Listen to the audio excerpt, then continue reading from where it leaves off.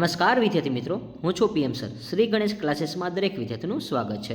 વિદ્યાર્થી મિત્રો, આપણે જે એમસીક્યુની સિરીઝ શરૂ કરેલી છે, તો એમાં આજે આપણે ઇકોનોમિક્સ સબ્જેક્ટ વિશે વાત કરવાના છીએ. બોર્ડમાં પૂછેલા એમસીક્યુ છે, તો દરેક વિદ્યાર્થી મિત્રોને ખાસ નમ્ર વિનંતી છે, વિડીયોને તમે અંત સુધી જુઓ.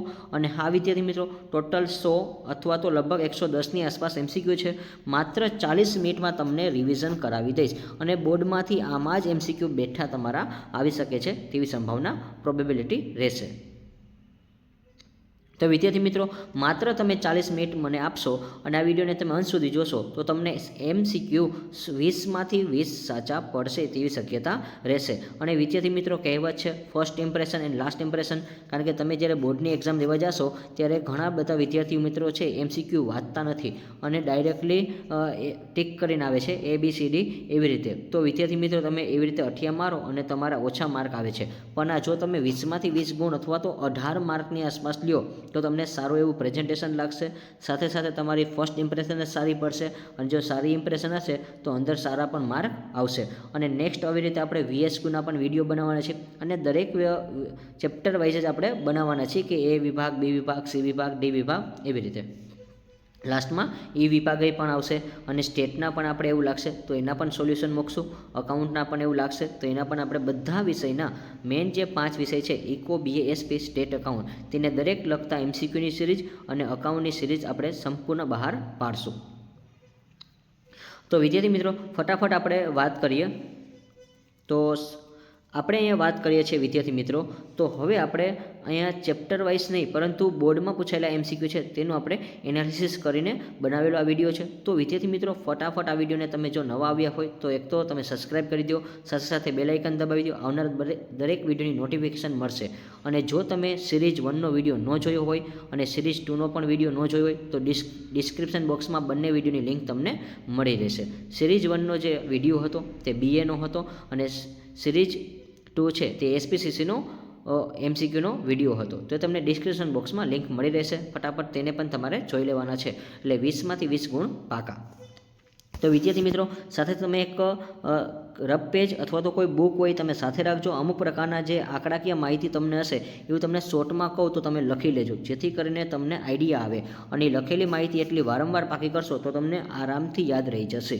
તો વિદ્યાર્થી મિત્રો, હવે આપણે જાજુ ચર્ચા નથી કરવી, ત્યાર પછી આપણે એમસીક્યુની સિરીઝ શરૂ કરી. તો ક્વેશ્ચન નંબર 1, આકૃતિ કયા પ્રકારના વિતરણ માટે દોરવામાં આવે છે? તો આકૃતિ છે એ અસતત વિતરણ માટે દોરવામાં આવે છે. તો જો વિદ્યાર્થી મિત્રો, આ ક્વેશ્ચન વારે વારે પૂછાય છે અને ઘણા લોકો ભૂલ કરીને આવે છે.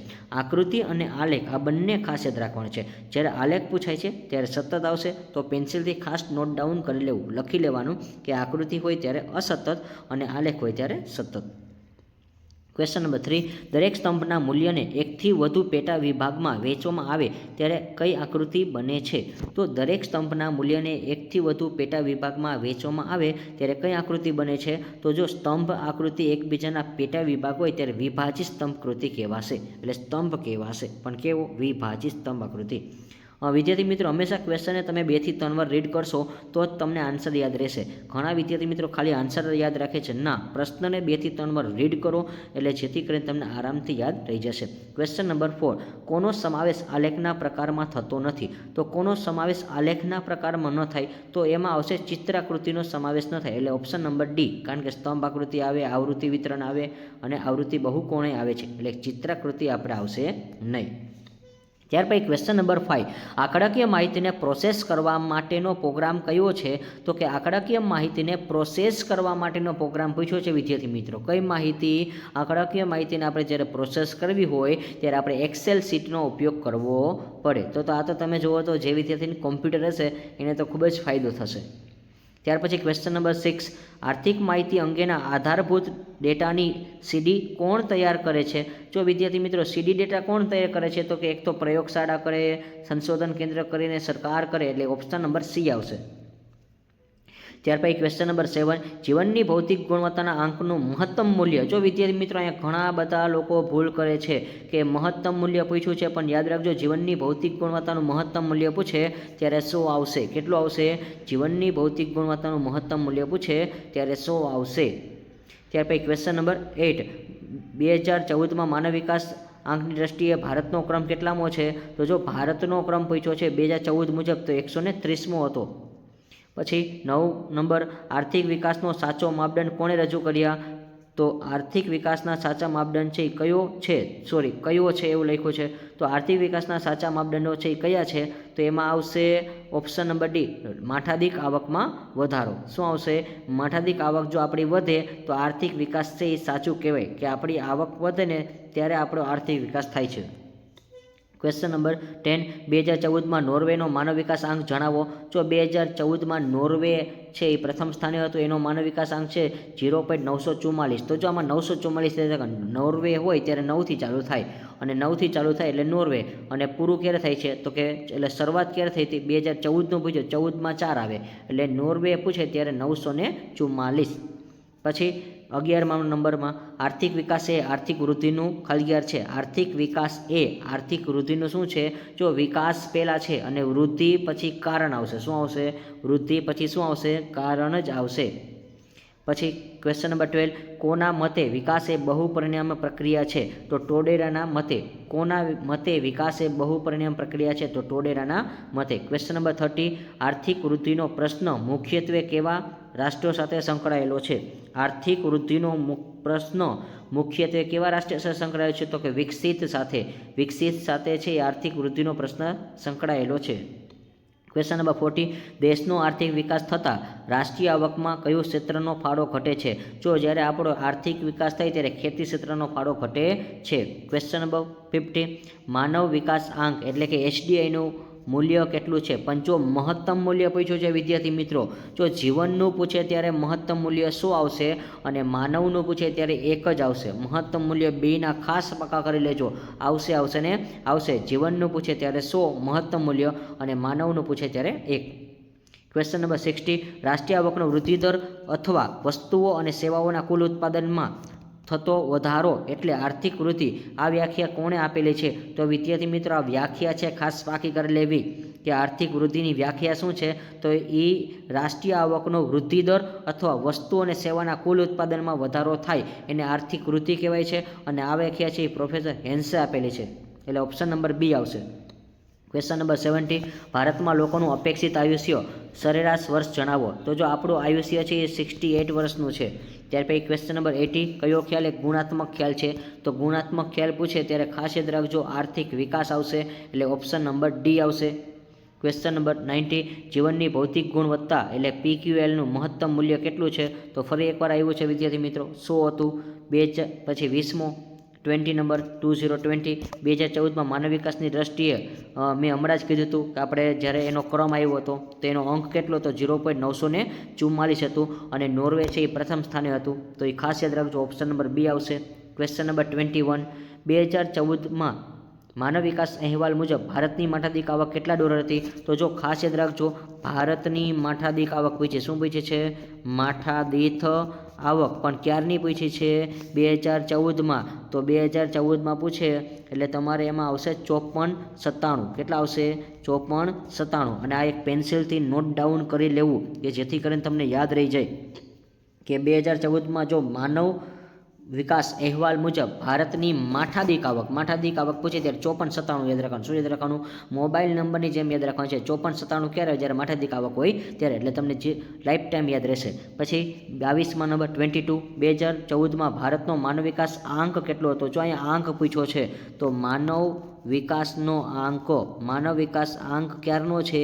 તો કે 2014નું જ પૂછે છે. તો એમાં આવશે 0.609. કેટલો આવશે? એટલે ઓપ્શન નંબર સી આવશે. તો આને ખાસ નોટ ડાઉન કરી લેવું કે માથાદીઠ આવક પૂછે ત્યારે 5497 આવશે અને માનવ વિકાસ આંક પૂછે ત્યારે 0.609 આવશે. કેટલો આવશે? 0.609.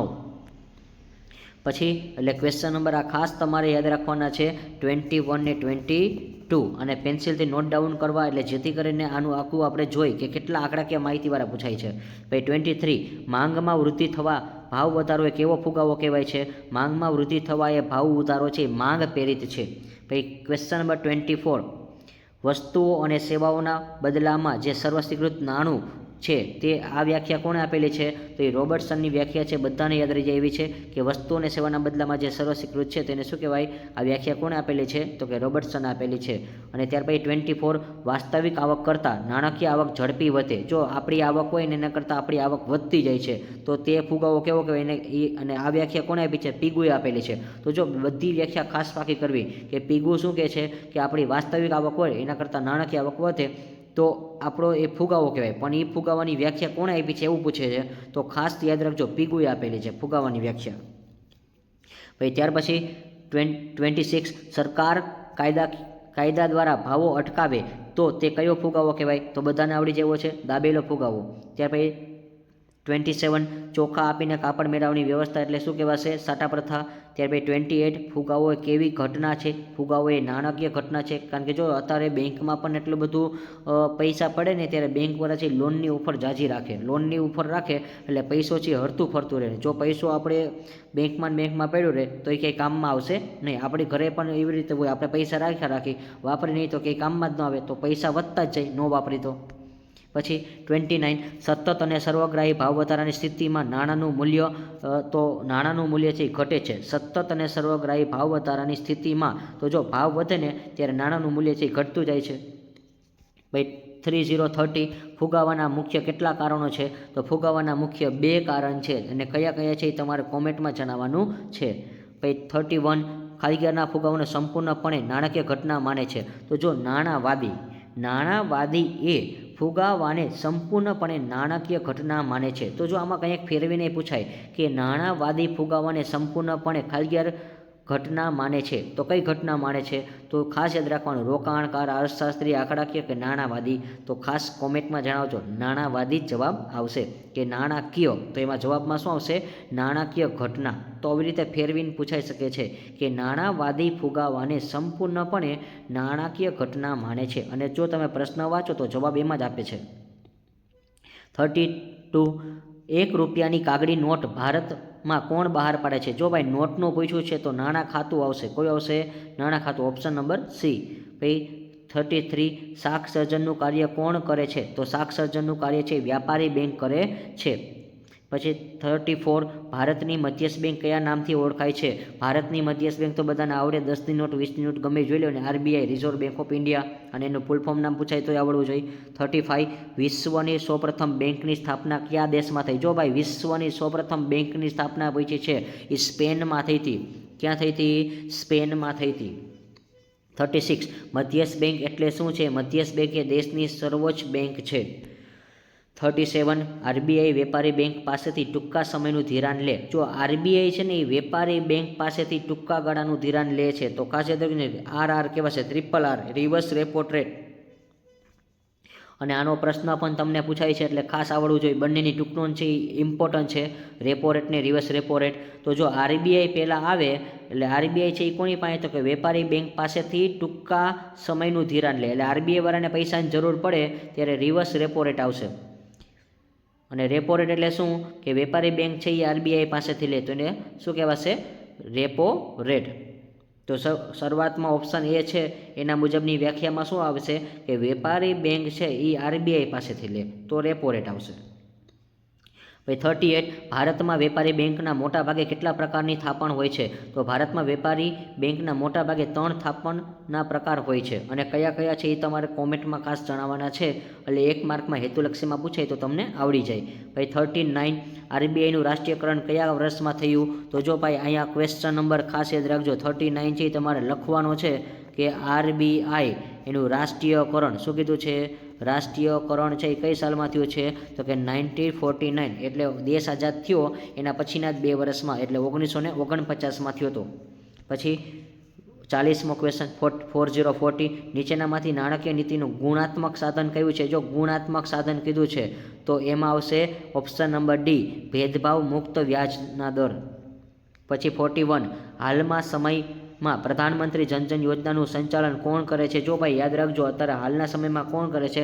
એમાં ઓપ્શન નંબર ડી આવશે, RBI કરે છે. અને ધનજનવાળો ક્વેશ્ચન તો આવશે ને આવશે જ, કારણ કે મોદી સાહેબ છે ત્યાં આવશે. ભાઈ 42 ટૂંકા ગાળાનું ધિરાણ સૈદ્ધાંતિક કેટલા સમયગાળાનું હોય છે? 1 વર્ષ સુધીનું હોય છે.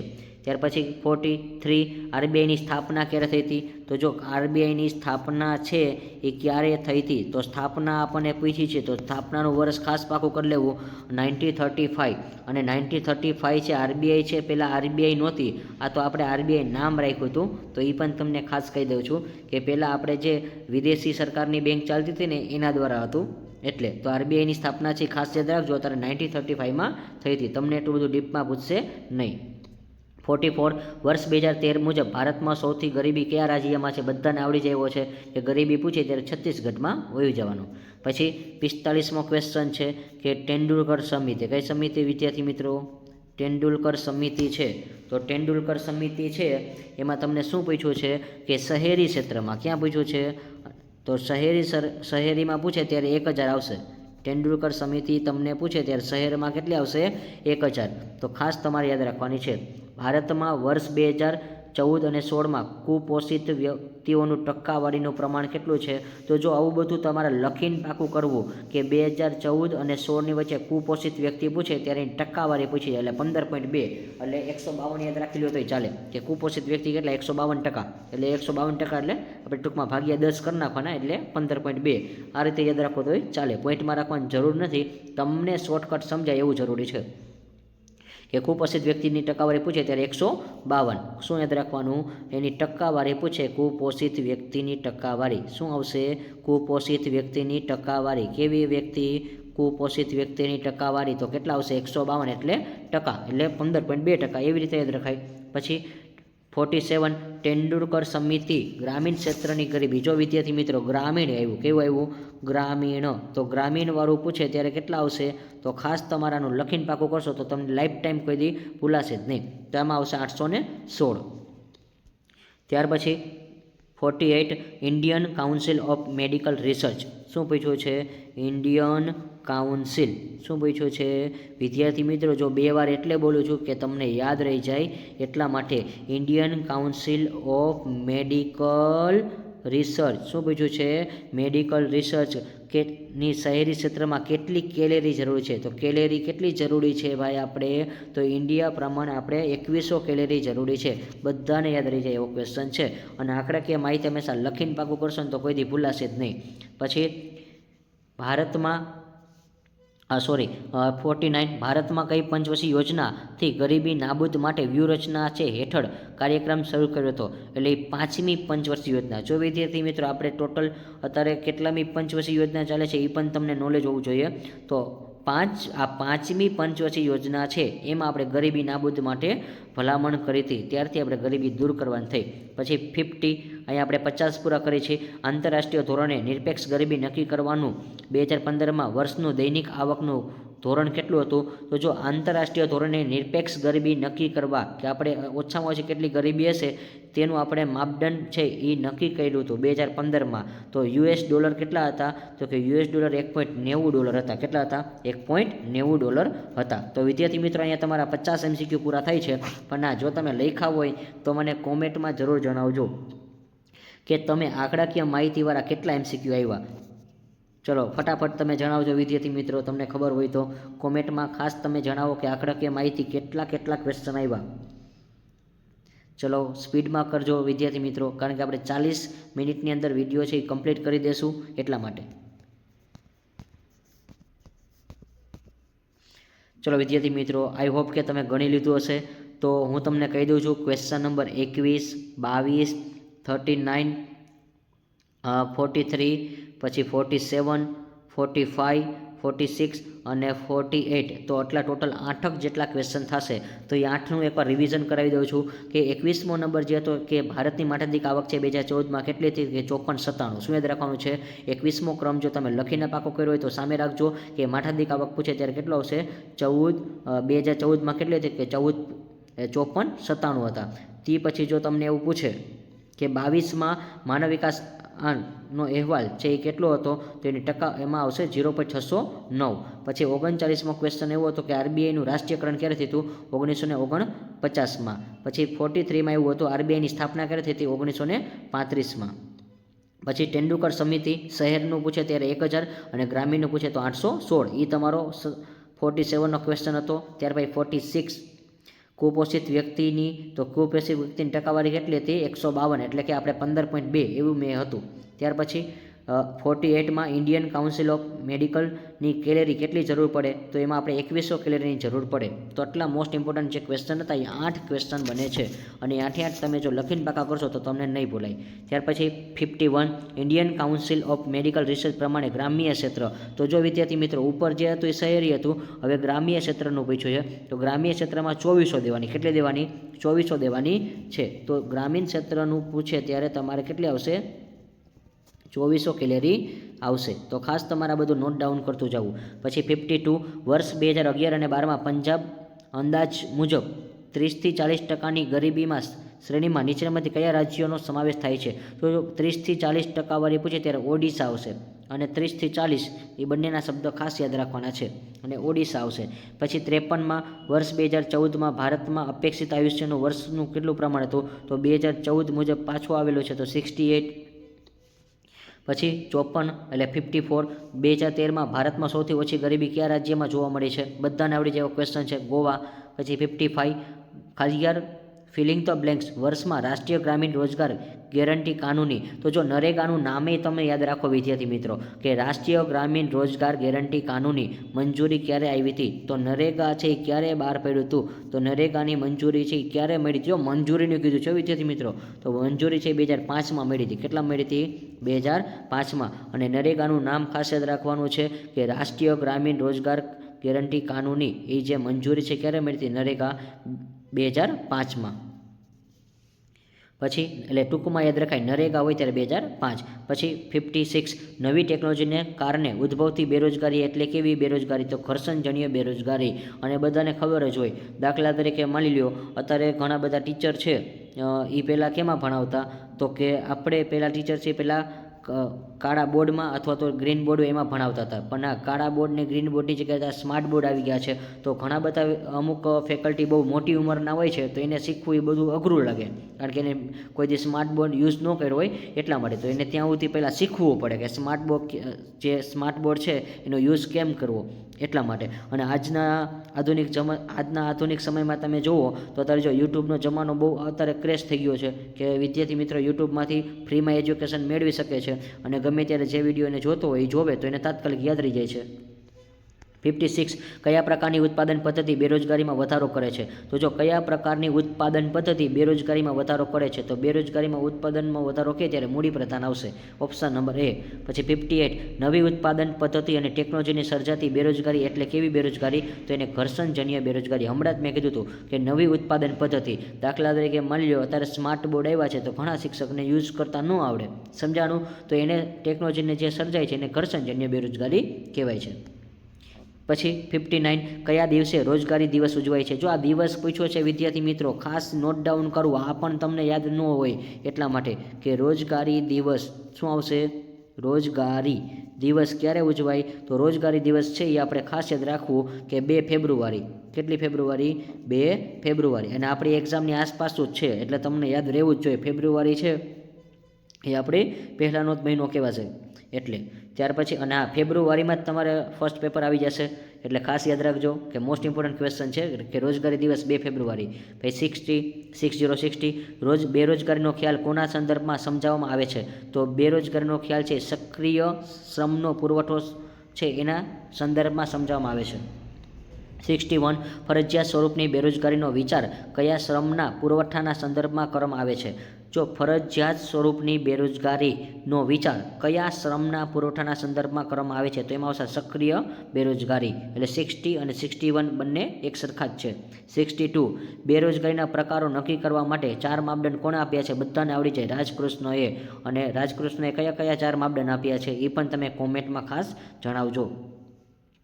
63 કોઈ બેરોજગારીની સીમાંત ઉત્પાદકતા શૂન્ય હોય છે? તો જો સીમાંત ઉત્પાદકતા શૂન્ય કે ત્યારે પ્રચ્છન્ન બેરોજગારી આવશે. પ્રચ્છન્ન એટલે છુપી બેરોજગારી. દાખલા તરીકે માની લ્યો કે આપણે કોઈ એક કંપની હોય છે એમાં 10 વ્યક્તિ કામ કરે છે તો પણ એ કેટલું? તો કે એકમ ઉત્પાદન છે એનું 1000 છે અને ત્યાર પછી 12 વ્યક્તિ કામ કરે છે છતાં પણ 1000 જ એકમનું ઉત્પાદન થાય છે, તો એનો મતલબ એમ કે 10 હોય તો 1000 થાય છે અને 12 હોય તો 1000 થાય છે, એટલે 2 વ્યક્તિ છે એ છુપી બેરોજગારીમાં આવે છે.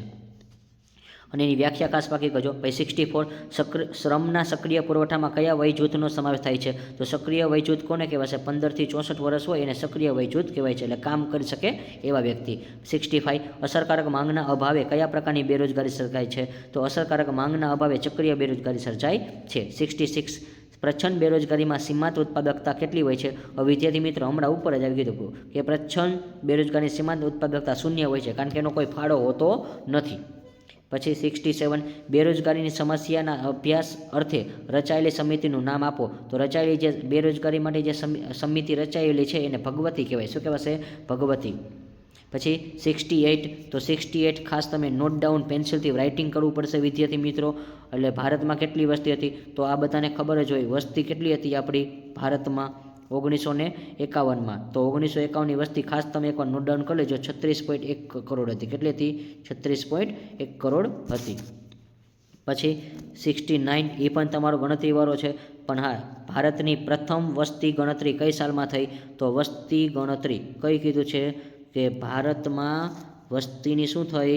ગણતરી પહેલી વાર વિદ્યાર્થી મિત્રો, પહેલી વાર. તો પહેલી વાર ક્યારે થઈ હતી? 1871માં થઈ હતી. ક્યારે થઈ હતી? 1871. એટલે જો આમાં 1800 સાલ પહેલી વાર આપણે આવી છે અત્યાર સુધીમાં, એટલે ખાસ યાદ રાખજો. પછી 70 વિશ્વમાં સૌથી વધુ વસ્તી ધરાવતો દેશ ભારતનો ક્રમ કેટલામો છે? તેમાં ભારતનો ક્રમ છે કેટલામો છે? બીજો છે.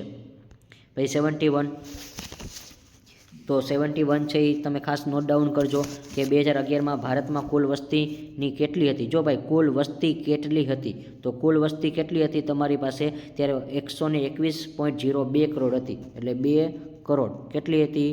2011માં કુલ વસ્તી કેટલી હતી આપણી પાસે? તો ખાસ યાદ રાખજો 121.02 કરોડ હતી. કેટલી હતી? 2 કરોડ હતી. પછી 72 જો આ બધા આંકડાકીય માહિતીવાળા છે, ખાસ લખીને પાકા કરજો એટલે તમને આરામથી યાદ રહેશે. તો 72માં શું કહે છે કે દર 1000 પુરુષોએ સ્ત્રીઓની સંખ્યા, તો સ્ત્રીઓની સંખ્યા કેટલી હતી? 940 હતી. જો 940, પણ 940 એટલે શું? પુરુષો કેટલા હોય? જ્યારે કેટલા હોય? 1000 હોય. ત્યારે સ્ત્રીઓ કેટલી હોય છે આપણી પાસે? 940. પણ આ ક્યારનો ગ્રાફ છે? 2011નો પૂછ્યો છે. કેનો? 2011નો. પછી 73 2011માં ભારતમાં મૃત્યુદર પ્રમાણ જણાવો. તો જો મૃત્યુદરનું પ્રમાણ છે પણ 2011નું. તો જો બધું તમે વાંચતા જાઓ એટલે તમને યાદ રહે કે મૃત્યુદર, પણ કેનો મૃત્યુદર કીધો છે? 2011માં. તો 2011માં આપણી પાસે 7.1% હતો. કેટલો હતો? 7.1%નું પ્રમાણ હતું. તો આપણી પાસે આ પ્રમાણ પૂછ્યું છે, પ્રમાણો. એટલે ખાસ યાદ રાખજો કે ભારતનું મૃત્યુદરનું પ્રમાણ કેટલું? 7.1 હતું. એટલે ઓપ્શન નંબર A. પછી 74 ભારતમાં વસ્તી વૃદ્ધિની દ્રષ્ટિએ કયા વર્ષને મહાવિભાજક વર્ષ કહેવાય છે? તો મહાવિભાજક વર્ષ છે એ તમારે 1991ને શું કહેવાશે? મહાવિભાજક વર્ષ. તો તમારામાં લખવાનું છે 1921 બરાબર મહાવિભાજક વર્ષ. અને જો તમે લખતા જશો તો તમને વધારે આઈડિયા આવશે. ભાઈ ભારતમાં આયોજનનો આરંભ છે એ કઈ સાલમાં થયો હતો? તો જો આયોજનનો આરંભ પૂછ્યો છે, આયોજનનો આરંભ છે એ ક્યારે થયો હતો? 1951માં થયો હતો. ક્યારે થયો હતો? 1951માં થયો હતો. તો ખાસ વિદ્યાર્થી મિત્રો નોટ ડાઉન કરતા જજો. પછી 76 ભારતમાં કયા રાજ્યમાં દર 1000 પુરુષોએ સ્ત્રીઓનું પ્રમાણ વધારે હોય છે? બધાને આવડી જાય, કેરળ જ હોય છે એટલા માટે. પછી 77 તો 77નો ક્રમ આપણે યાદ રાખશું. સ્વતંત્રતા પછી ભારતમાં સૌપ્રથમ વસ્તી ગણતરી કયા વર્ષમાં તૈયાર થઈ હતી? જો ભાઈ સ્વતંત્રતા પછી, અને સ્વતંત્રતા પછી પૂછે ને ત્યારે યાદ રાખો સ્વતંત્ર ક્યારે થયું હતું? 47માં. તો એના પછી હોય ને એના પછીનું જ વર્ષ આવશે. એના પછીનું એટલે કયું આવશે? 48 આવશે. આ રીતે યાદ રાખવાનું છે કે ભારત દેશ આઝાદ થયો તો એના પછીનું વર્ષ. તો એના પછીનું વર્ષ કયું છે? એટલે પહેલી વસ્તી ગણતરી ત્યારે જ થઈ 48માં. પછી 78 નાબાર્દ. તો નાબાર્દ છે એની સ્થાપના ક્યારે થઈ હતી? તે 1982 એટલે 1982માં થઈ હતી. ખાસ લખી લેજો વિદ્યાર્થી મિત્રો, લખીને પાકું કરજો. આંકડાકીય માહિતી જો તમે એકવાર લખીને પાકી કરીને તો ગેરંટી કહું છું કે તમને જિંદગીમાં એક ક્વેઝ ભૂલાશે નહીં, લાઈફ ટાઈમ યાદ રહેવાનું છે. અને હા, ઇકોનોમિક્સ માટે 20માંથી 20 માર્ક આવવા જ જોઈએ. ઇકો, BA, SP ત્રણેયમાં આપણે 20માંથી 20 લેવડાવશું. સાથે સાથે અકાઉન્ટ અને સ્ટેટ એની પણ આપણે જોરદાર તૈયારી કરશું. એટલે ફર્સ્ટ ઇમ્પ્રેશન જ આપણી સારી પડવી જોઈએ કે એમાં જ જો તમારે સારા માર્ક આવી જાય ને તો તમને પણ કોન્ફિડન્સ આવડી જાય અને તમારું પેપરમાં જે ગુણ આવતા હોય ને એનાથી 5 ગુણ હંમેશા વધી જાય, કારણ કે તમને અંદરથી મોટિવેશન આવી જાય કે આપણે જે વાંચ્યું હતું એ જ હતું. ત્યાર પછી આપણે આગળ વાત કરી 79, કઈ પંચવર્ષીય યોજનામાં ખેતીને પ્રાધાન્ય મળ્યું હતું? તો ખેતીને પ્રાધાન્ય કઈ પંચવર્ષીય યોજનામાં મળ્યું હતું? તો યાદ રાખજો ભાઈ, કઈ પંચવર્ષીય યોજના, કે ભાઈ આપણે શરૂઆતની જે હતી ને એ જ ખેતી પ્રધાન હતી, એટલે પ્રથમ જ આવશે. કઈ આવશે? પ્રથમ, કારણ કે પંચવર્ષીય યોજના છે પ્રથમમાં જ આપણે ખેતી પર ભાર આપ્યો હતો. પછી 8080, 2014 અને 15માં ખેતી ક્ષેત્રે રોજગારીનું પ્રમાણ જણાવો. તો જો ભાઈ આ પણ તમે લખીને પાકું કરજો. 80મો જે ક્રમ છે 8080, 2014 અને 15માં ખેતી ક્ષેત્રે રોજગારીનું પ્રમાણ કેટલું હતું? તો આપણી પાસે 49% છે એ હતું, 49%. ભાઈ ભારત 81, ભારતમાં કૃષિ સંશોધન કરતી સંસ્થા કઈ છે? આઈકાર, ઇન્ડિયન કાઉન્સિલ રિસર્ચ એગ્રીકલ્ચર.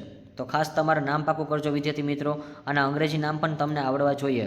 આઈકારનું જે નામ છે એ તમે ખાસ પાકું કરજો, અને આઈકાર સંસ્થા છે એ કૃષિ ક્ષેત્રની સંશોધન કરતી સંસ્થા છે. ચલો, એટલે ખાસ નામ પાકું કરી લેજો. Indian council four agriculture and research છે એનું પૂરું નામ છે, તમને પણ આવડવું જોઈએ. પછી 82, નીચેનામાંથી કયા પાકનો સમાવેશ અનાજમાં થાય છે? હવે ભાઈ આવો ક્વેશ્ચન તમને પૂછે ન આવડે એવું બનતું જ ન હોય, કારણ કે તમે વાંચો તો શેરડી તો નીકળી જાય, કપાસ નીકળી જાય, તો મગફળી ને બાજરી તો લગભગ તો બધાને ખબર જ હોય, બાજરી જ હોય. પછી 83, નીચેનામાંથી કોનો સમાવેશ કૃષિ ક્ષેત્રના સંસ્થાકીય પરિબળમાં થાય છે? તો સંસ્થાકીય કૃષિ ક્ષેત્રમાં સંસ્થાકીય, જો કૃષિ પૂછે ને ત્યારે યાદ રાખવાનું ગામડામાં વહી જવાનું. ક્યાં વહી જવાનું? કૃષિ પૂછે ત્યારે ક્યાં વહી જવાનું? ગામડામાં. એટલે ગ્રામીણ સમાજ વ્યવસ્થા. શું આવશે? ગ્રામીણ સમાજ વ્યવસ્થા. આ રીતે ટૂંકમાં યાદ રખાય કે જ્યારે જ્યારે કૃષિ ક્ષેત્ર પૂછે ત્યારે હંમેશા કઈ આવશે વ્યવસ્થા? તો ગ્રામીણ ક્ષેત્રની વ્યવસ્થા આવશે. કૃષિ પૂછે ત્યારે ગ્રામમાં જવાનું. પછી 84 નંબર, તો 84 નંબર છે કે વસ્તીની 2011ની વસ્તી ગણતરી મુજબ કેટલા ટકા વસ્તી ગ્રામ્ય વિસ્તારમાં વસતા હતા? તો જો ભાઈ વસવાનું કીધું છે કે આપણે જ્યારે વસ્તી ગણતરી થઈ હતી તો વસ્તી કેટલી હતી? તો તમને ખબર છે 2011માં 121 કરોડ 0.2 કરોડ હતી. અને હા, જો તમને એનું ટકાવારી પૂછે કે ગામડામાં કેટલા ટકા લોકો રહેતા હતા, તો ગામડામાં કેટલા ટકા રહેતા? તો કે 68.8%. કેટલા ટકા? 68.8% હતા. તો ખાસ તમારે આ નોટ ડાઉન કરવાનું છે.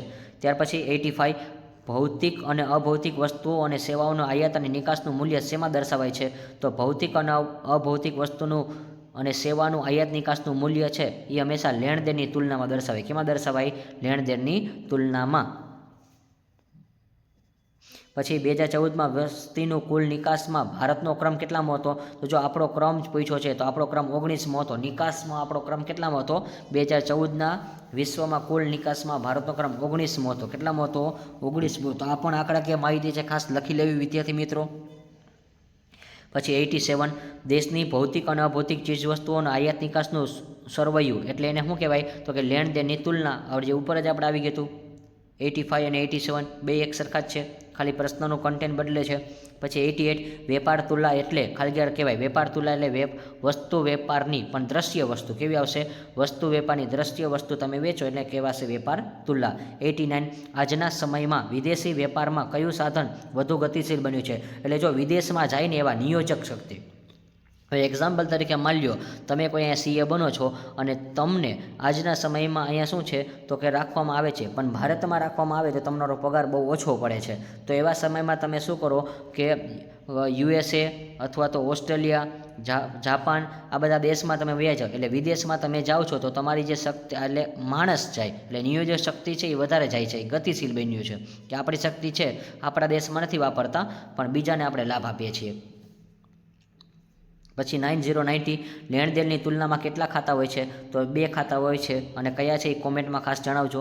91, આર્થિક સુધારા કયા વર્ષમાં કરવામાં આવે છે? આર્થિક સુધારા છે વિદ્યાર્થી મિત્રો પાછો શું આવ્યો તો કે રાઇટિંગ કરવું જ પડે તમારે. રાઇટિંગ કરશો તો યાદ રહેશે. એટલે 1991માં તમારે યાદ રાખવાનું છે એ આગળ પાછળ એકડો વચ્ચે 2 એકડા એટલે આર્થિક સુધારા થયા. આર્થિક સુધારા ક્યારે થયા? જ્યારે 2 નવડા આવ્યા ને ત્યારે.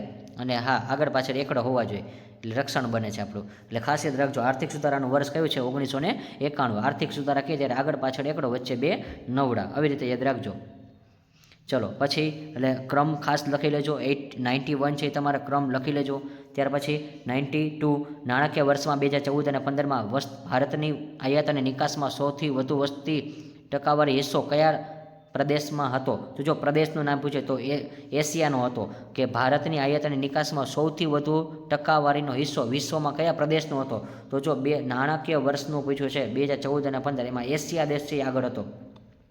93 લેણદેણની તુલનામાં કેટલા પ્રકાર હોય છે? ઓલરેડી આવી ગયો છે, 2 પ્રકાર છે. પછી 94 વેપાર દ્વારા શું થાય છે? વેપાર દ્વારા શું થાય? તો કે ગતિશીલ બને, ધીમી પડે, કે સંખ્યા ઘટે, કે વિવિધતા આવે? ભાઈ વેપાર કરો ને તો વિવિધતા આવે. આપણે જ્યારે માની લો કે તમે અત્યારે ભણો છો, તમે એકવાર જો જોબે લાગશો ને ત્યારે તમને પણ એવા વિચાર આવશે કે ના આપણે ખરેખર ભણ્યા હોત ને એ સારું હતું. થોડાક ટકા 2-3% વધારે આવી ગયા તો એ પણ આપણને ફાયદો હતો. અને આપણે હંમેશા નવું જ વિચારતા હોય, કારણ કે તમે જો પહેલાં શરૂઆતમાં તમે શું શીખ્યા?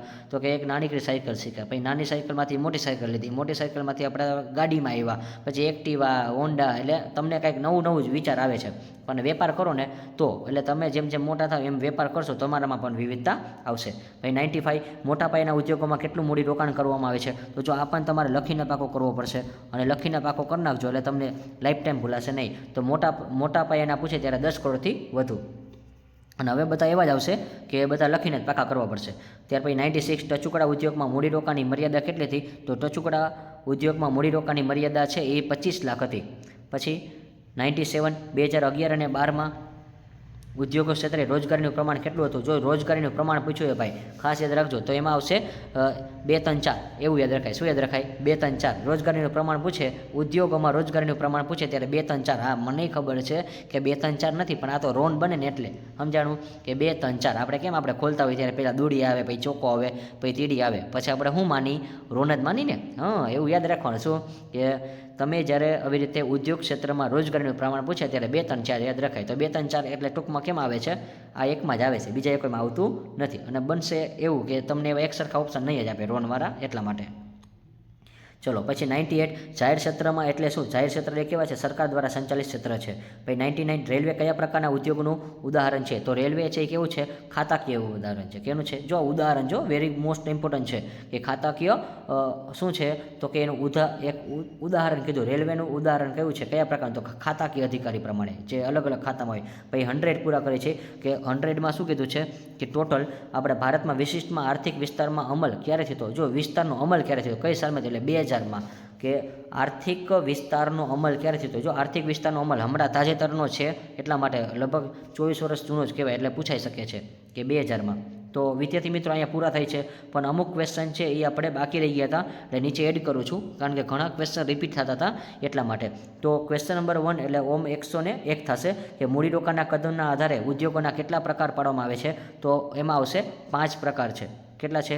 5 પ્રકાર મૂડીરોકાણના કદના આધારે. પછી ક્વેશ્ચન નંબર 2 કયા ઉદ્યોગોના મૂડીરોકાણમાં મર્યાદા 25 લાખ સુધીની છે? તો જો આ ઊંધો ફેરવીને પૂછ્યો છે એટલા માટે. તો ટચુકડા ઉદ્યોગ આવશે, ટચુકડા ઉદ્યોગ.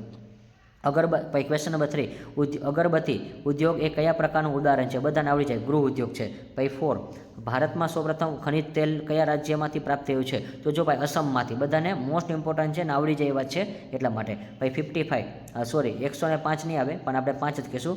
વીજ ઉત્પાદનનું કયું માધ્યમ પ્રદૂષણ ફેલાવે છે? તો જો પ્રદૂષણ કોણ ફેલાવે છે? તો કે થર્મલ પાવર. પછી 6 ભારતમાં કુલ ખર્ચમાં કેટલા ટકા ખર્ચ આરોગ્ય પાછળ ખર્ચાય છે? તો જો આ પણ તમે લખી લેજો એટલે તમને યાદ રહેશે. આ આપણો 106મો થાય. કેટલામાં થશે? 106. કે કુલ ખર્ચમાં કેટલા ટકા આરોગ્ય હોય છે? તો ઓપ્શન નંબર બી 4.4. કુલ ખર્ચનું આરોગ્યમાં 4 શબ્દ આવે તો આમાંય 4 જ આવે, એવું યાદ રાખવાનું. 4.4. પછી ONGCની સ્થાપના છે કયા વર્ષમાં કરવામાં આવી હતી? તો ONGC સ્થાપના છે 1959માં કરવામાં આવેલી હતી. એટલે આપણને લખીને પાકું કરજો. 59 હોય ત્યારે ONGC. જો 59 ઓગણમાં ONGC શું આવશે? 59માં ONGC. O અને O બેયમાં ઓથી જ શરૂઆત થાય છે, એટલે યાદ રાખજો. 59 અને ONGC 59માં સ્થાપના થઈ હતી. પછી 108મો ભારતીય બંધારણમાં કઈ વયના બાળકોને મફત અને પ્રાથમિક શિક્ષણ બધાને આવડી જાય 6 થી 14 વર્ષના? અને લાસ્ટમાં 109મો આપણે જોઈ તો કે ભારતમાં સોરી 2011માં આશરે કેટલા ટકા વસ્તી શહેરમાં વસ્તી હતી? તો શહેરમાં કેટલા ટકા વસ્તી હતી?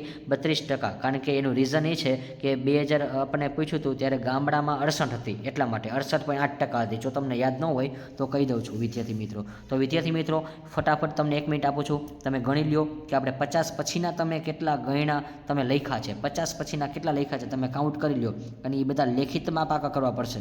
અને હું પણ તમને હમણાં કહી દઉં છું કે કેટલા હશે. જો તમે લખ્યું હશે તો તમે કોમેન્ટમાં જણાવી શકશો. તો 50 પછીના જે આપણે છે આંકડાકીય માહિતીવાળા લખીને પાકા કરવાવાળા મેં ક્રમ કીધા હતા. તો ક્રમ બોલી જાઉં છું. 55મો હતો, 59 હતો, 68 હતો, 69, પછી 70 70, પછી 72 73 74 75 77 78 80 80 84, પછી 84 84, પછી 86 91 91, પછી 95 96 97, પછી 100, પછી 106 107 109. તો આ બધા ક્વેશ્ચન છે ખાસ તમે લખીને પાકા કરજો અને કાઉન્ટેબલ કરો તો તમે કરી લ્યો. શરૂઆત આપણે 51થી કરી હતી એટલે કાઉન્ટ કરી લેજો.